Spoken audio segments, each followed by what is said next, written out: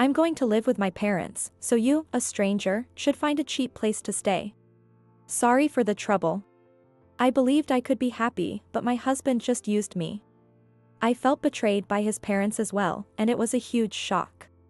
I realized they still didn't understand their own shortcomings. If they kicked me out, who would pay the bills? I realized there was no point in staying with such people. From that moment, I knew what I had to do. I immediately contacted everyone and started making arrangements. What happened to the appliances? I had a service pick them up. What? The next day, I called a service to remove all the furniture and appliances. My husband was shocked and started to panic. My name is Michelle. I'm 35 years old. Since graduating from college, I've been working from home. I only commute once a month. I'm technically a full-time employee.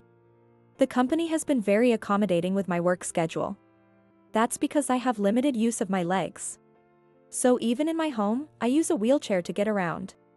This happened because of a motorcycle accident I had in college. I was hit from behind on the highway and thrown off. When I was in the air, everything felt like slow motion. I remember thinking calmly, "It's over," as I was being thrown. Fortunately, my life wasn't in danger. However, I lost the ability to move my legs freely. I'm still undergoing rehabilitation, but I'll probably never fully recover. I've been living in a wheelchair for many years now. I thought I'd remain single forever. As I came to terms with my condition, I began to feel more at peace. I had always wanted to get married, and that feeling resurfaced. One day, my friends organized a group date for me. That's where I met my husband, Ken. He's 5 years older than me. He looked younger than his age. What surprised me was his behavior. He didn't act like he was 40. To put it nicely, he was very straightforward. He saw me in my wheelchair and asked all sorts of questions without hesitation. How do you eat? What about housework? Can you reach the laundry? Do you work? Can you go to the bathroom by yourself? What about bathing? While others were considerate, Ken showed no such concern. No one had ever done that before, so I felt oddly happy. Most people avoid asking about my legs. But Ken, in his bold manner, asked me everything. Normally, you'd think someone like that is rude, but I was happy. He was genuinely interested in me. We went on several dates after that and eventually started dating. I can be happy with this man, I thought. At that time, he was the only one I saw. And I believed I'd never meet anyone else who would stay with me. So, when he proposed after 6 months, I was overjoyed. But everything changed soon after we got married. We moved in together. We decided to live in my house. Although it's a house, it's actually a rental. It's a bit expensive, but overall, it's comfortable for wheelchair living. The previous tenant probably made it barrier-free. Ken liked the spacious house. Since I spent most of my time at home, I did almost all the housework. Occasionally, when I asked for his help, he'd say, "I'm tired today," and never helped. He wouldn't even assist me with bathing. What? No way, I won't do that. While I could bathe on my own, it took a long time. When I lived alone, a helper came twice a week to assist me with bathing. The other 5 times, I managed on my own, but I couldn't help thinking it would be quicker if he helped. I spent a lot of time bathing each time. I no longer hired a helper. Ken said it was a waste of money. While bathing, I had a thought. My arms were tired. The bathroom was already barrier-free. That was a key point when I chose the house. However, Ken would bathe first and leave things like the bucket and shampoo on the floor. Picking them up took extra time. Hey, can you think about me when I need to bathe alone? I just want to relax in the bath without thinking. No matter what I said, Ken wouldn't listen. This house is designed for you, isn't it? I moved in for you, so what are you complaining about? You wanted to move in too, Ken. What? When did I say that? This house was where I had been living. So everything was set up for wheelchair living. When I first brought Ken here, he looked at the spacious house and the appliances with excitement. I had spent some money on appliances and furniture. He even said, "I'd like to live here when we get married, but now. These handrails. They're in the way. This place looks like an old person's house." Why would you say that? I should have looked at other houses more. Living together made me realize something. He married me because I had a house and income and could do housework. He did ask a lot about my ability to do housework at the group date. Because he married me despite my disability, my colleagues and friends often tell me, "What a wonderful husband you have." What nonsense. He's just making me do everything, even though I'm disabled. Proof? He goes out drinking every night. He's been a part-timer since we started dating. Realizing this after marriage made me feel pathetic and I cried. Yet, I didn't leave him. Since he married me, he must have some love for me. I kept telling myself that. Hey. Give me some spending money. I just gave you some. That's already gone. Ken stopped working and started asking me for money. I consulted with his mother. Ken doesn't seem interested in working. What should I do? He's probably just tired from working so much. Let him rest a bit. Even though she always said, "You can talk to me about anything," she always took her son's side. I suppose it's natural since he's her only son, but I couldn't accept it. Since I've lost my parents, I have no other family to turn to. I felt utterly lost. I thought about talking to my friends, but the last time I vented a little, they said, "You're so lucky." Ken puts on a good front. That night, he confronted me. "Hey. You said something unnecessary to my mom, didn't you? About your job?" "Yeah." "Why did you make her worry?" "Unbelievable." "Then stop making her worry and get a job." When I said that, he stormed out. Whenever things got tough, he always left. And then he'd come back drunk in the morning. "Hey, I came back. It's early morning, you're disturbing the neighbors. Be quiet. Shut up. Don't tell me what to do." When he's drunk, he's completely unmanageable. During those times, I could only endure in silence. I was reaching my limit. I started to think about it. However, the thought of being alone again made me sad. I was torn between continuing to endure or living alone for the rest of my life. As the idea of divorce became more prominent, Ken suddenly said something. "I'm thinking of living with my parents." "What? Moving back to their house?" "No, they're moving here." He spoke as if living together was the most natural thing. And he decided on his own that they would move in here. His parents were elderly, and I understood wanting to be close to them. But both of them were still healthy, and I couldn't understand why they needed to move here when they had their own house. Isn't it unnecessary for them to move here? 4 people would make it cramped, and I work from home, so it would be difficult. You only think about yourself, don't you? I didn't realize you were such a selfish person. I'm just saying it's unnecessary for them to move here when they have their own house. This place is bigger and has all the latest conveniences. Plus, it's barrier-free. If they moved in, I'd have to be considerate of them while working. Ken is hardly ever home, but his parents, being retired, would be home a lot. Also, everything takes me a bit longer than most people, like using the bathroom and taking a bath. I could easily imagine how exhausting it would be to live while constantly being considerate. Give me some time to think about it. I can't wait long. Hurry up. Although he said he couldn't wait, Ken didn't actually wait at all. He brought his parents over that weekend. I realized this plan must have been in the works within the family for some time. "Listen, I've been thinking, maybe you should move into a facility?" Huh? I couldn't believe what I was hearing. A facility? Me? Yeah. It's a good idea, right? You can't do everything on your own, and a facility would take care of all that for you. It became clear that he wasn't just thinking of moving his parents in, he wanted to kick me out. "I'll visit you sometimes." I was completely awake now. If I don't fight now, when will I? What do you think I am? Huh? You're my wife. Are you telling your beloved wife to move into a facility? Wait a minute. When did I ever say I loved you? I felt my face flush with anger. He had been using me all along. How could I have not realized this sooner? I blamed myself for letting it go this far. I needed to set things straight. Then he said something even more outrageous. My parents are moving in here, so you, a stranger, should move into a cheap facility. What did you say? I looked to his parents for support, but they just grinned eerily. What are you smiling about? Sorry about this. They may have been planning to take over my house from the start. Everything was happening so fast lately. I realized I needed to get these people out of my house. Leave now.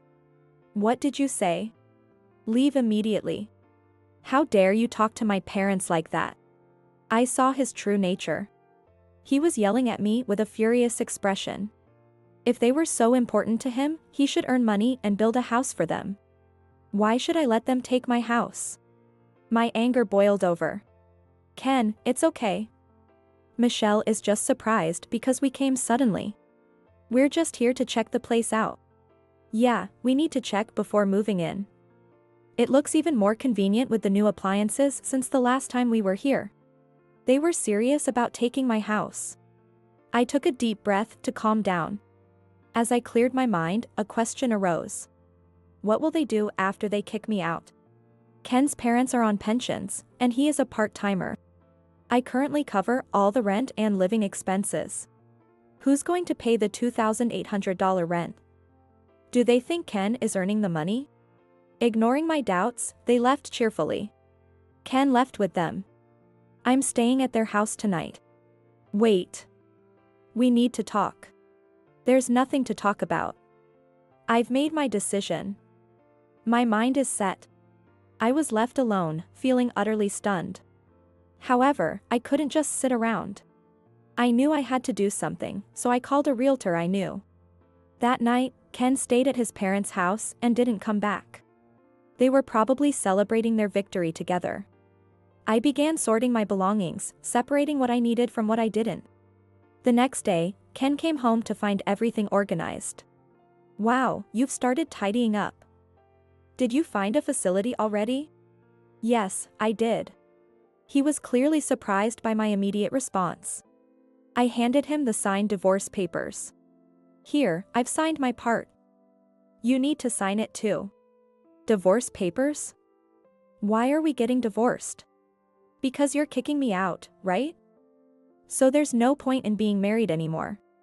Ken looked as if he had been hit by a ton of bricks. He clearly didn't expect me to initiate the divorce. No, you need me, don't you? I have no idea what you're talking about. Who else would marry you besides me?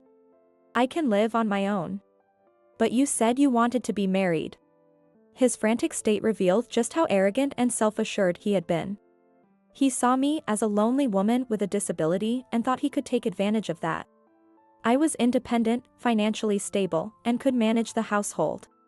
Plus, since I was always at home, I took care of the housework. For him, I was the ideal woman for maintaining his freedom. He didn't need to work because I was earning money.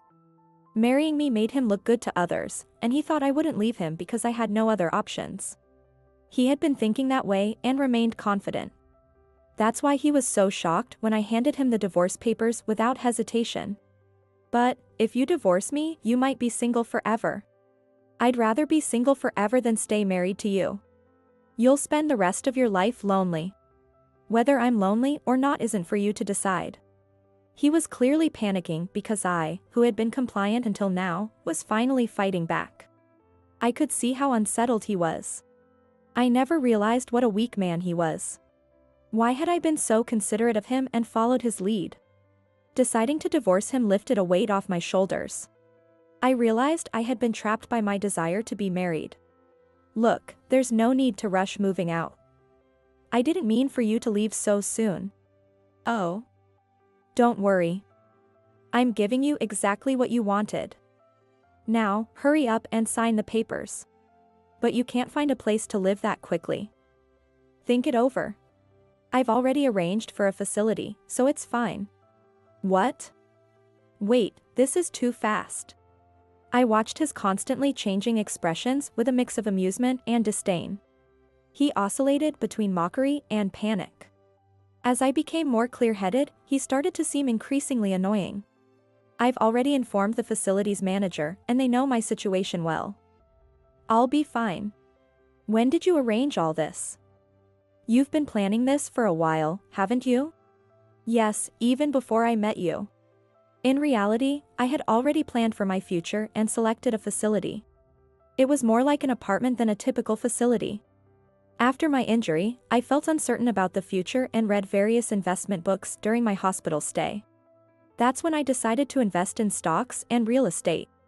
I had diversified my salary and my parents' inheritance. I had already purchased the facility I had my eye on and had been renting it out for rental income. I never mentioned any of this to Ken. It was my secret stash. There's no need to divorce. Fine, you can stay here. Let's live with my parents. You really don't understand, do you? There's no way I'm living with them. He was incredibly naive. Even after I mentioned divorce, he still believed I had no one but him. Sorry, but my mind is made up. What's with all this selfish talk? Do whatever you want. Don't come crying to me later. I won't.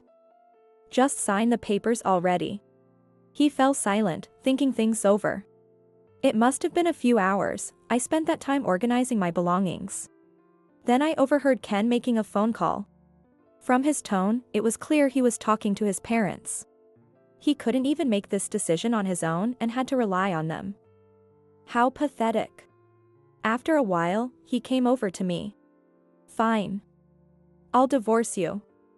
But once I sign, you'd better leave right away. He reluctantly signed the divorce papers.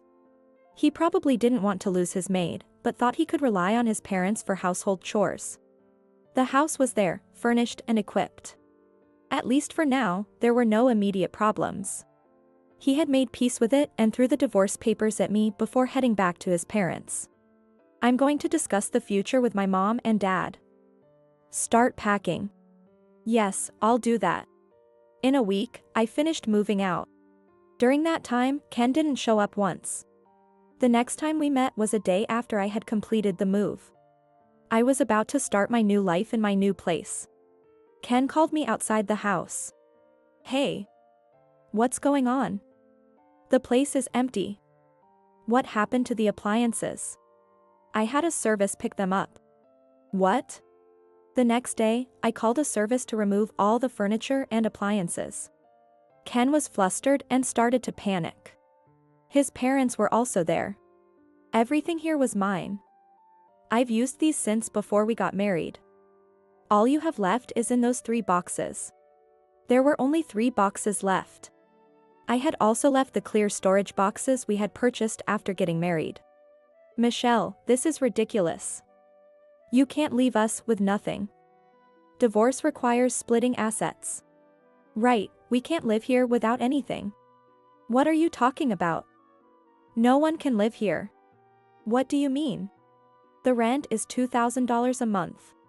They were stunned. I had already informed Ken about this when we got married. This isn't your own house? No, it isn't. I explained that I had arranged a slight rent discount through a realtor friend. I also informed them that if I moved out, the rent would increase significantly. Given that it was a barrier-free property, I had already received several inquiries from people with similar needs. I suggested they move out. Why didn't you tell us this earlier? Yeah. What are we supposed to do now? That's not my problem. I informed Ken. I didn't hear anything. I'll sue you. I expected this response. To outsiders, it might look like I selfishly divorced, terminated the lease, and took all the furniture and appliances. But I was prepared. Sue me? Do you have the money for that? His face twisted. He didn't have the money to hire a lawyer. Even if he could somehow afford it, I had an ace up my sleeve. I handed a few photos to Ken and his parents. When did you take these? The photos showed Ken gambling and spending time with other women. This was all done with my money. I'll use these in court. Ken. What is this? You said everything would be fine. His parents were clearly panicking. What was going on? Suddenly, Ken apologized deeply. I'm sorry. Forget about the divorce, please come back. I need you, Michelle. You're the one who kicked me out. The divorce is already finalized, and you said you didn't love me. I'm leaving. Now, even his parents apologized beside him. We have nowhere else to go. This was news to me. What do you mean? Our house was foreclosed. To my surprise, they had to vacate their home in a few weeks. They had declared bankruptcy. The debt accumulated by Ken's father had snowballed to an unmanageable amount for pensioners. Ken, who had been getting an allowance from his parents while single, realized their house was at risk and thought marrying me would secure his future. I now understood why mother-in-law had been so kind before the marriage. It's too late to apologize. We're strangers now, and I can't help you. Are you okay with us being homeless? That's your own fault. At least give us the appliances and furniture. You have money, Michelle. Do you plan to sell them? No. Their intentions were obvious. I made it clear that I had no intention of giving them any furniture or appliances. Don't say that.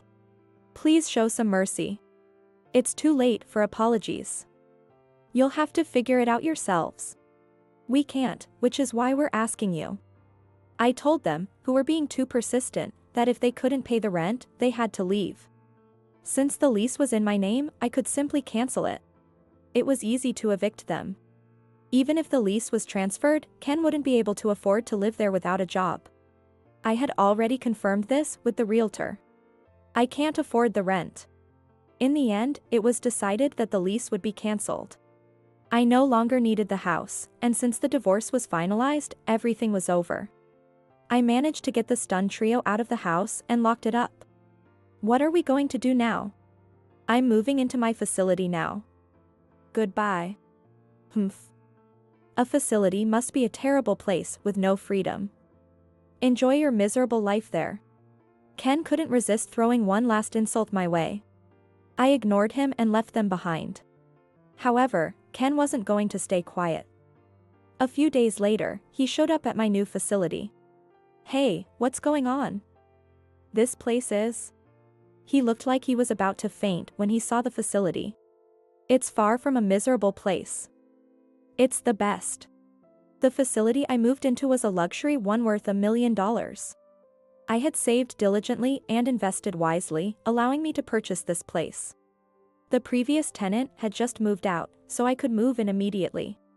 I sold some appliances for extra cash, and I still had plenty left. This facility was expensive for a reason. It had doctors and helpers on site. The layout was like a high-end apartment, offering privacy. The unit was a 3-bedroom apartment, allowing families to live together, so some residents were couples or families.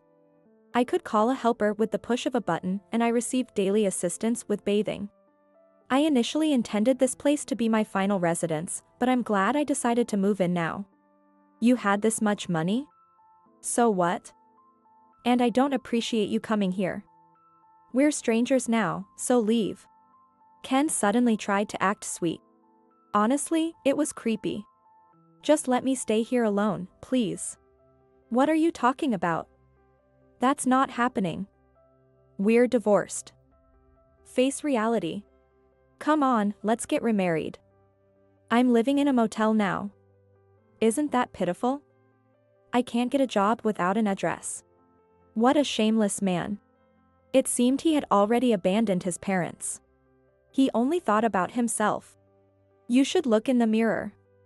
You look pathetic. What? You're a grown man who relied on his parents for money, became a parasite after marriage, and now you're homeless and begging. Pathetic. His face turned red. Aren't you ashamed of begging your ex-wife? Look, everyone's watching. The residents peeking out from their balconies were watching. In fact, I had asked them to do this in advance. I asked them to watch when my ex-husband came to visit. I always believed that he would come to see me at least once. I thought he would either come to see my miserable state in the facility or to beg for something. The residents were very cooperative and looked at him with deliberately pitiful eyes. Their acting was spot on. I wanted to applaud them. Ken finally realized how shameful his actions were when he saw the stares around him. "I won't bother you again," he said with a pale face and then left. He probably won't come here again. Later, when I went out, I met his mother working at the grocery store checkout. His father works as a janitor, and she is a cashier.